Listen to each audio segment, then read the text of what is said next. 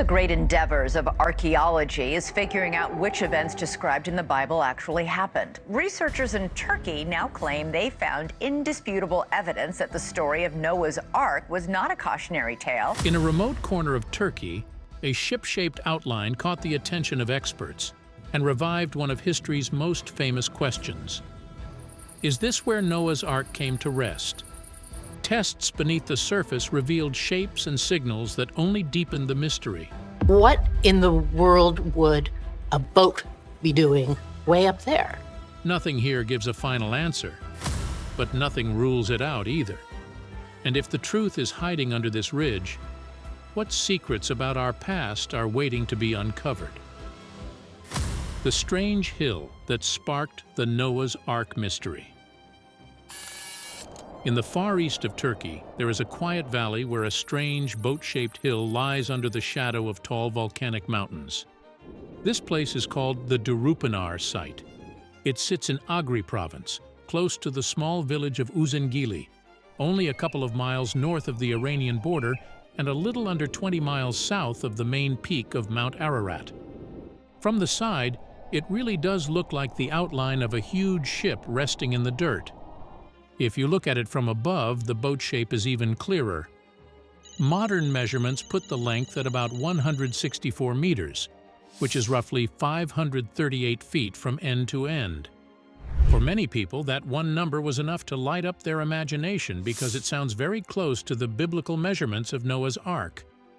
The modern story of Durupinar starts in the late 1940s. Local reports say that on one day in May 1948, heavy rains and 3 earthquakes hit the area and stripped away a layer of mud that had been hiding the outline of the formation. A Kurdish shepherd named Reşit Sarihan noticed the strange shape and told others about it. For a while, that was as far as the story went. A village rumor about a ship in the hills that only local people knew. Just over 10 years later, the hill caught the eye of someone with a much wider view. In October 1959, Turkish Army Captain İlhan Durupinar was flying on a mapping mission for NATO. His job was to study black and white aerial photos of the border region. On one set of pictures, he noticed a clean, smooth outline that did not match the rough shapes of normal rock outcrops. It looked like a long hull sitting in a natural bowl. He passed the images to the Turkish authorities, and the site was soon carrying his name. In 1960, an American-Turkish team from the Archaeological Research Foundation went up to see the place for themselves. The group included Durupinar, evangelist George Vandeman, and photogrammetry expert Arthur Brandenberger. They spent 2 days blasting small trenches inside the hull with dynamite and digging through the loose material. In the end, they found only dirt and rock fragments. Their official report said there were no clear signs of man-made remains and called the formation a freak of nature and not man-made. After that, official interest faded away, and for almost 2 decades the strange ridge was mostly ignored. Still, the shape and the size stayed in the back of people's minds. The flood story in the book of Genesis gives a very specific set of numbers for Noah's Ark: 300 cubits long, 50 cubits wide, and 30 cubits high. A cubit is an old body-based unit, usually taken as the distance from a man's elbow to the tip of his middle finger. Different cultures used slightly different cubit sizes, but many are around 1.5 feet long.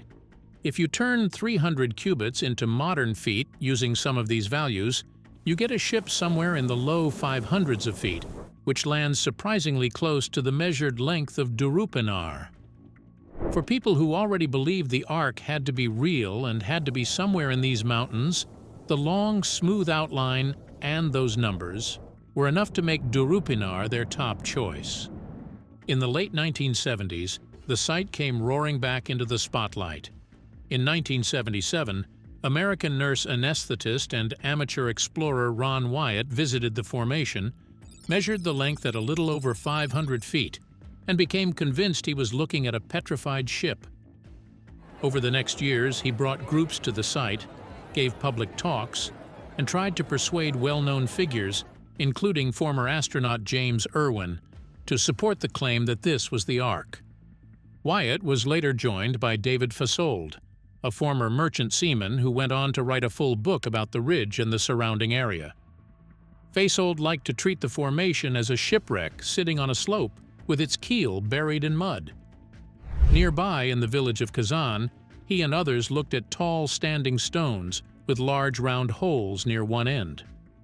Local people had always known about these stones, but Fasold argued that they were once drogue stones, heavy anchors tied to the back of an ancient ship to keep it pointed into strong waves. Drogue stones of that kind really were used in the ancient world. Flat stones with a hole at one end have been found along the Nile and in parts of the Mediterranean. Sailors would tie the stone to a rope, drag it behind the boat, and let the weight and drag pull the ship straight into the wind instead of letting it spin side on and capsize. Fasold believed the Kazan stones were that same type of sea anchor, and that their size and number matched what a huge wooden ship would need to ride out a violent storm. During one joint trip in the mid-1980s, Fasold also worked with geophysicist John Baumgartner. They brought an early type of ground search device to the site, ran lines back and forth over the ridge, and said they saw hints of a regular pattern just under the surface. To them, this looked like rows of beams or a kind of frame. Combined with the boat-like outline and the anchor stones, it seemed to confirm their belief that Durupinar held the remains of a large man-made structure. At the same time, professional geologists were looking at the same hillside and seeing something very different. They noted that the hull sits in a valley filled with loose slide material and sits on top of older hard rock. When they cut and polished samples, the material turned out to be normal rock types with a lot of iron, not fossilized planks. In the mid-1990s, geologist Lawrence Collins and David Fasold published a technical paper that pulled all of this together. They described the ridge as a common rockfold, where layers of sediment had been bent into a long U-shape and later worn down by rain, wind, and gravity into something that just happens to look like a ship.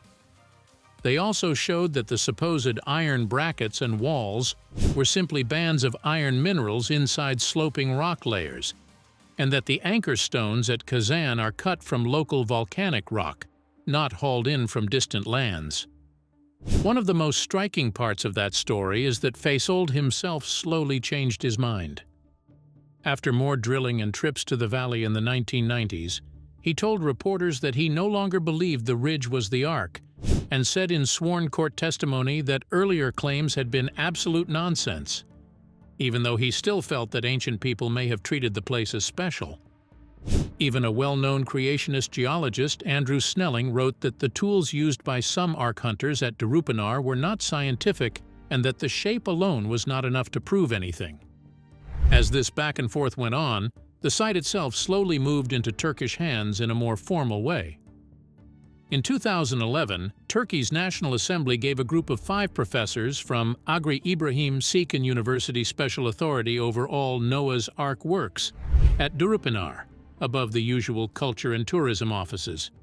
The university began to host regular meetings on Ararat and the Ark story, pulling in historians, geographers, and earth scientists to talk about what makes the region important.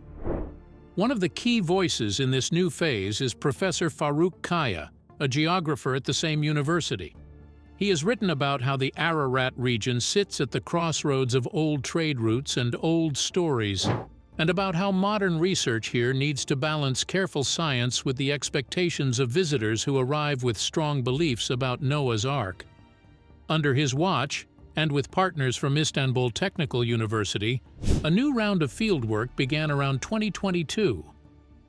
Teams started mapping the shape of the ridge more precisely and planning careful, non-destructive tests of the rock and soil. The hidden shapes under Durupinar. Once teams had charted the outside of the boat-shaped hill at Durupinar, they wanted to know one simple thing: what is actually hiding inside this lump of rock and soil? They knew they could not just tear the whole slope open, so they turned to tools that can see into the ground without digging, mainly ground-penetrating radar and electrical resistivity scans. Ground-penetrating radar, often shortened to GPR, is basically radar for dirt and rock. A box on a sled or cart sends short radio pulses down into the ground as you move it along the surface. When those pulses hit a boundary, like the change between loose soil and harder rock or between two different layers, they bounce back. A computer records how long the echo takes to return and how strong it is, and turns all of those echoes into cross-section pictures of the ground below. In dry soil and rock, GPR can often see down tens of feet, and it is widely used today to find buried pipes, graves, voids, and old foundations. Electrical resistivity tomography, or ERT, works in a different way. Instead of radio waves, it uses small electrical currents. Metal stakes are pushed into the ground in long lines. A weak current is sent between some of the stakes, and the system measures how easily that current moves through the earth and how much it slows down. Wet clay and salty water conduct electricity well. Dry rock, sand, and air pockets resist it. By changing which stakes send and receive current, and running hundreds or thousands of measurements, software can build a 2- or 3-dimensional picture that shows zones of higher and lower resistance underground. Both methods are very good at one thing. They reveal contrasts and shapes you cannot see from the surface, but they do not automatically label those shapes. A straight line on a radar slice might be a wall, a crack in rock, a buried pipe, or just the edge of a natural layer. A blocky shape on an electrical image might be a room, or it might be a patch of rock with a different moisture content. The pictures are real. The labels people put on them are interpretations, and that is where the debate begins. In 2019, a team linked to the TV show Forbidden History and an international group now called NOAA's ARK scans laid out a dense survey grid across the deepened Ridge. They pushed the GPR unit back and forth along many parallel lines, then repeated the process in a second direction so they could combine all the slices into a 3-dimensional block of data. At the same time, they flew drones over the site to map the surface very accurately with photogrammetry and LiDAR, so the underground reflections could be lined up with the visible outline of the hull. When the raw radar data were reprocessed over the next few years, lead investigator Andrew Jones and his collaborators said they saw something they did not expect from a simple, solid hill. In the middle of the formation, they picked out a long, fairly straight feature that runs for about 234 feet, roughly along the length of the boat-shaped outline. They described this as a central corridor or spine, because on their screens it looks like a narrow band of different material cutting through the center of the mound. Around this central zone, they traced smaller angular shapes that seemed to branch off to the sides, almost like side rooms coming off a hallway.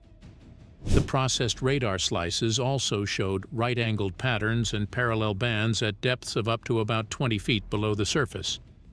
The NOAA's ARK scans group and writers who follow their work say these look like compartments and room-like spaces inside the hull shape. In press releases and interviews, they argue that random mud and rock would not normally break into neat rectangles and straight edges like this, and that the shapes look more like a built structure than a natural lump.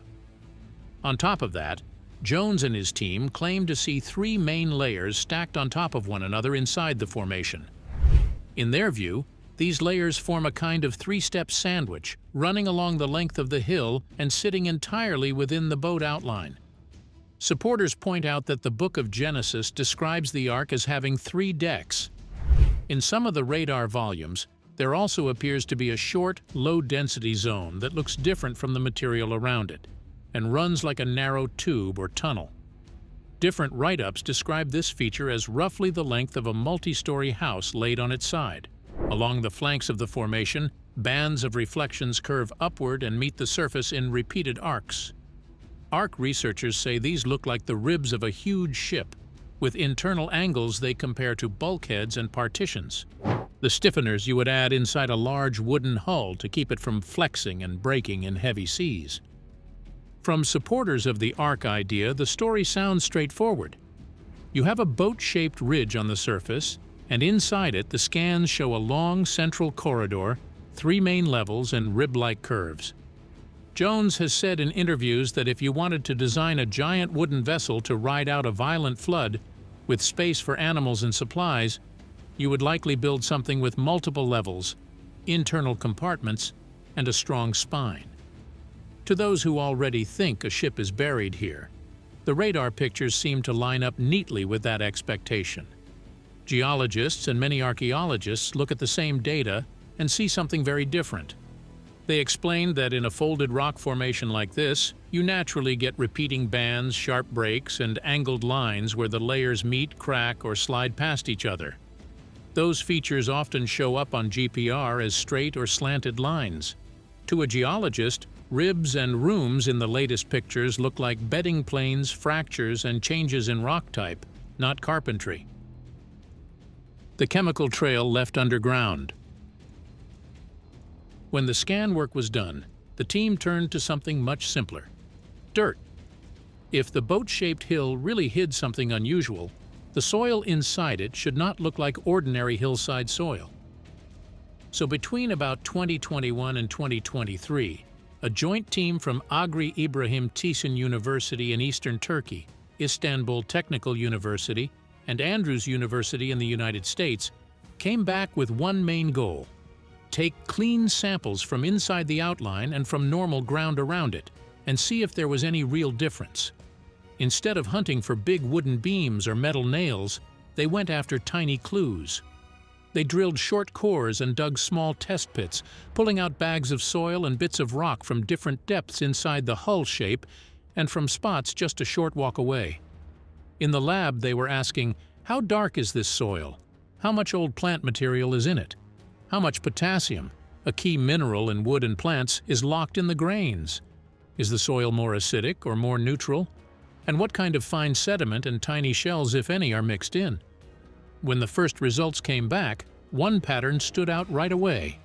Samples taken from inside the boat-shaped outline had 2 to 3 times more organic material than the samples taken just outside it. The dirt from the hull was darker, richer, and more packed with the remains of once living things. To understand why that matters, think about what happens when wood rots. At first, you have solid boards made of fibers called cellulose and lignin. Over time, fungi and bacteria eat those fibers. The wood turns soft, then crumbly. As it breaks down, it releases acids and minerals. Some of those minerals, including potassium, wash into the soil around it. The soil gets darker, holds more carbon, and starts to look and behave differently from plain mineral dirt. That is why the potassium numbers at Deepened drew attention. Tests showed that soil from inside the outline held clearly higher potassium levels than soil from nearby ground, with some reports speaking of roughly 40% more.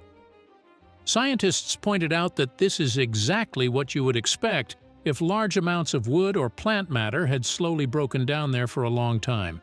It does not tell you what that wood was, but it does say that something rich in organic material once sat there and then decayed in place.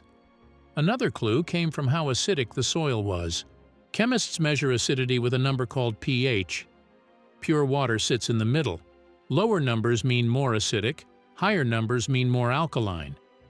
At Deepened, samples from outside the formation tended to sit closer to neutral, while samples from inside were more acidic. That fits the same story. When wood and other organic material rot, they release organic acids that slowly soak into the soil and push the pH down. Researchers said that the mix of high organic content, higher potassium, and more acidic pH inside the outline, compared with the nearby ground, created a pattern that is uncommon in normal, untouched formations in that area. In their view, that pattern was at least consistent with the idea of a very large wooden structure that had sat there and slowly dissolved into the soil over thousands of years. The dirt also held hints about water. Some of the cores taken in and around the formation had fine clay and silt, the kind of material you usually get when water sits still or moves very slowly. In a few of these samples, project members reported finding tiny shell pieces and microfossils that they interpreted as remains of small water creatures, the kind you would expect at the bottom of a lake or a flooded basin. That does not automatically mean a worldwide ocean. but it does suggest that this slope was, at some point, underwater or tied into a larger flooding system. To put time on all this, the team used carbon dating on bits of organic material trapped in the soil. Carbon dating looks at how a form of carbon inside once living material slowly changes after the plant or animal dies. By measuring that change, you can estimate how long ago it lived. At Durupinar, reported dates for organic fragments from the site tend to fall between about 3,500 and 5,000 years ago. That lines up with the middle to late 3rd millennium and the early 2nd millennium BC. That time window overlaps with the age of early cities and flood stories in Mesopotamia, but it is important to be clear about what these dates actually mean. Carbon dating at Durupinar dates the age of the plant bits in the soil, not the age of a wooden hull. It tells you when that organic material was last alive, not whether it once formed part of a famous ship. By itself, it cannot prove that a specific vessel was buried there. While some project members see the soil chemistry as strong support for something big and wooden once sitting on that slope, many geologists read the same numbers in a calmer way. On any hillside, especially one with natural steps and small ledges, soil can build up in spots where water slows down and plants grow thicker. Over time, fallen leaves, roots, and other plant material can pile up in those areas, raising the organic content and potassium and changing the pH without any human structure being involved at all. The rock under Durupinar is also not uniform. Studies going back to the 1990s describe it as a folded package of sedimentary layers with iron-rich bands. When groundwater moves through such rock, it can carry iron and other minerals into certain zones more than others. That can darken the soil, change its chemistry, and create patches that look unusual when you test them, even if no building ever stood there. From this point of view, the chemical fingerprint might be the result of normal hillside processes acting on a complicated rock body rather than the remains of a ship. To understand why any of this matters for flood stories at all, you have to step back from one Turkish hill and look at the wider map. In Iraq, at places like Kish, and Shurapak, archaeologists dug down through old city layers and found sharp bands of clean river silt, sometimes up to about 10 or 11 feet thick at sandwiched between older and younger town remains. These layers show that serious floods once swept across parts of the Mesopotamian plain, wiping out streets and houses before people rebuilt on top. The flood layers at Kish and Shurapak are much thinner, often only a foot or so of fine clay, but they still mark sudden, powerful events in the early 3rd millennium BC. Shurapak, in particular, is interesting because later Sumerian tradition remembered it as the home of a flood hero who survived in a boat. Even if the stories grew over time, they seem to rest on a real background. Towns in that region really did face major floods that left clear scars in the ground. Far to the northwest, another idea tried to link geology and legend. In the late 1990s, 2 oceanographers, William Ryan and Walter Pittman, suggested that the Black Sea had once been a lower, mostly freshwater lake. In their view, rising seas in the Mediterranean had later broken through the Bosporus Strait about 7,600 years ago, sending a huge rush of salt water into the basin and flooding large areas of land. Some writers even suggested this Black Sea deluge could sit behind later flood myths. But later studies of sea level changes in the region told a smaller story. Work by geologists and ocean scientists, including teams from Woods Hole Oceanographic Institution, found that if a flood into the Black Sea did happen, it likely raised the water only about 5 to 10 meters, not the 50 or 60 meters first proposed, and it covered a much smaller area than early headlines claimed. Other reviews of the data have argued that the big catastrophic version of the Black Sea flood may not have happened at all. Even so, flood memories are everywhere in the ancient Near East. In clay tablets from Mesopotamia, stories like Atrahasis and the Epic of Gilgamesh tell of a God-sent flood, a chosen man who builds a huge boat, animals taken on board, and a vessel that finally comes to rest on a mountain. Modern scholars point out that these tales and the story of Noah in Genesis share many details, even though each one has its own message and view of the divine. Thanks for watching. Now check out the videos popping up on screen for more unbelievable stories.